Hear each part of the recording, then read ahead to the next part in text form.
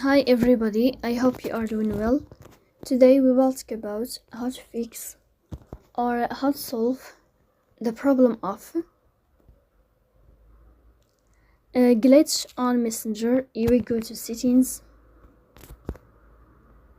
Here in this page we go to apps, default apps, app settings. In this list you will search about the application of Messenger and you will enter here. In this page of app info, you will go to first stop and you will click OK. Here you will enter to storage. Then we click on clear cache. In the end, we go to Play Store. You will search about Messenger. And then you will update your app if you find updates. So please don't forget to press bell icon.